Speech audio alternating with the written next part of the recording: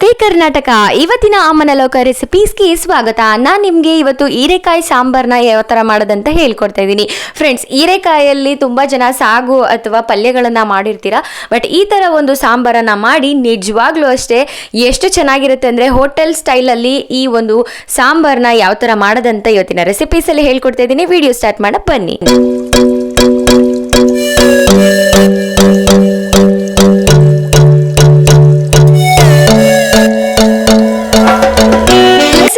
Gas ಸ್ಟವ್ನ on ಮಾಡಿ ಅದರ ಮೇಲೆ ಒಂದು ಕುಕ್ಕರನ್ನು ಇಟ್ಕೊಳ್ಳಿ. ನಾನಿಲ್ಲಿ 1 ಕಪ್ ಆಗುವಷ್ಟು ತೊಗರಿಬೇಳೆ ಅಂದರೆ ಒಂದು ಸಣ್ಣ ಕಪ್ ಆಗುವಷ್ಟು ತೊಗರಿಬೇಳೆನ ತೊಳೆದು ಇದಕ್ಕೆ ಹಾಕೋತಾ ಇದ್ದೀನಿ. 2 ಹಸಿರುಮೆಣಸಿನಕಾಯಿ, ಹಾಗೆ 2 ಈರುಳ್ಳಿ ಸಣ್ಣದು 2 ಈರುಳ್ಳಿನ ಈ ಥರ ಸ್ಲೈಸ್ ಮಾಡಿದ್ದೀನಿ. ಹಾಗೆ 1 ಟೊಮೊಟೊವನ್ನು ಈ ಥರ 4 ಭಾಗ ಮಾಡಿ ಹಾಕಿದ್ದೀನಿ.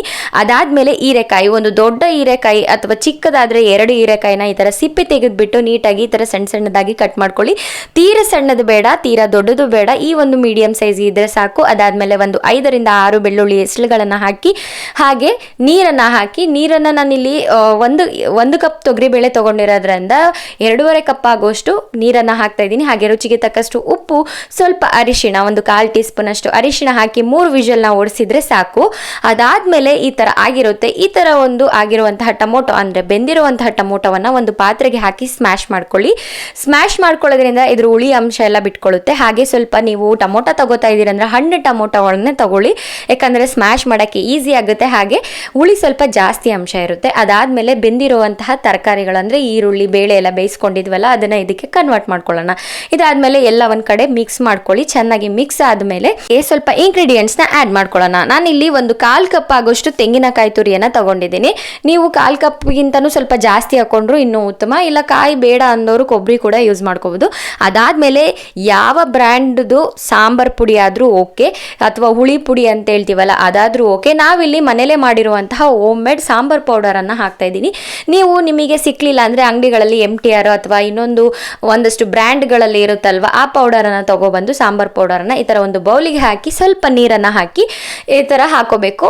ಪೇಸ್ಟ್ ಮಾಡಿ ಹಾಕೋದ್ರಿಂದ ನಿಮಗೆ ಖಾರದ ಪುಡಿ ಗಂಟಾಗಲ್ಲ ಸಾಂಬಾರಲ್ಲಿ, ಇಲ್ಲಾಂದರೆ ಡೈರೆಕ್ಟಾಗಿ ಹಾಕಿದ್ರೆ ಗಂಟಾಗ್ಬಿಡುತ್ತೆ. ಅದಾದಮೇಲೆ ಅದನ್ನು ಹಾಕಿ ಸ್ವಲ್ಪ ನೀರನ್ನು ಹಾಕೊಳ್ಳಿ. ಎಷ್ಟು ಕನ್ಸಿಸ್ಟೆನ್ಸಿ ಬೇಕೋ ಅಷ್ಟು ನೀರನ್ನು ಹಾಕಿ ರುಚಿಗೆ ತಕ್ಕಷ್ಟು ಉಪ್ಪನ್ನು ಹಾಕೊಳ್ಳಿ. ಅದಾದಮೇಲೆ ಹುಣಸೆ ರಸ, ನಾನಿಲ್ಲಿ ಒಂದು ಅರ್ಧ ನಿಂಬೆಹಣ್ಣು ಗಾತ್ರದಷ್ಟು ಹುಣಸೆ ಹಣ್ಣನ್ನು ತಗೊಂಡು ಒಂದು 5 ನಿಮಿಷ ನೆನೆಸಿ ಈ ಥರ ಹುಣಸೆ ರಸವನ್ನು ಬಿಡ್ತಾ ಇದ್ದೀನಿ. ನೀವಿಲ್ಲ ಹುಣಸೆ ಹಣ್ಣು ಇಲ್ಲ ಅಂತ ಹೇಳಿದ್ರೆ ನಿಂಬೆಹಣ್ಣು ಆ್ಯಡ್ ಮಾಡ್ಕೋಬೋದು, ಬಟ್ ಲಾಸ್ಟಲ್ಲೇ ಆ್ಯಡ್ ಮಾಡ್ಕೊಳ್ಳಿ. ಫಸ್ಟೇ ಹಾಕಿದ್ರೆ ಕಹಿ ಅಂಶ ಬಿಟ್ಕೊಳ್ಳುತ್ತೆ.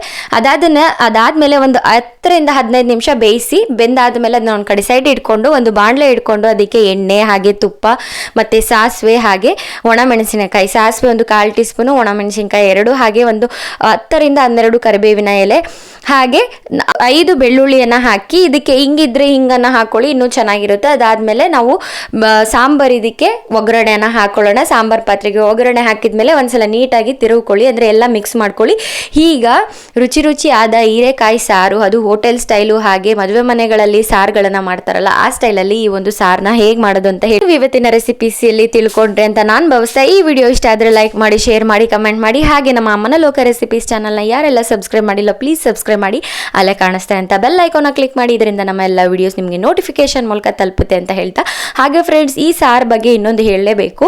ಇದನ್ನ ಚಿಕ್ಕ ಮಕ್ಕಳು ಅಥವಾ ಎಳೆ ಮಕ್ಕಳಿಗೆ ನೀವು ಅನ್ನ ಸಾಂಬಾರನ್ನು ಪ್ರಾಕ್ಟೀಸ್ ಮಾಡಬೇಕು ಅಂತ ಇರೋರು ದಯವಿಟ್ಟು ಈ ಥರ ಸಾರನ್ನು ಸ್ವಲ್ಪ ಖಾರ ಕಮ್ಮಿ ಹಾಕಿ ಅನ್ನವನ್ನು ಸ್ವಲ್ಪ ಮೃದುವಾಗಿ ಬೇಯಿಸಿ ಕೊಡಿ. ತುಂಬಾನೇ ಚೆನ್ನಾಗಿರುತ್ತೆ. ಹಾಗೆ ಮಕ್ಕಳು ಅಷ್ಟೇ ತುಂಬ ಚೆನ್ನಾಗಿ ತಿಂತಾರೆ. ಸೊ ಫ್ರೆಂಡ್ಸ್, ಈ ವಿಡಿಯೋ ನಿಮಗೆ ಇಷ್ಟ ಆಗಿದೆ ಅಂತ ಹೇಳ್ತಾ ನಾನು ನಮ್ಮ ಮುಂದಿನ ವಿಡಿಯೋ ಜೊತೆ ನಿಮಗೆ ಸಿಗ್ತೀನಿ. ಅಲ್ಲಿ ತನಕ take care, love you, bye.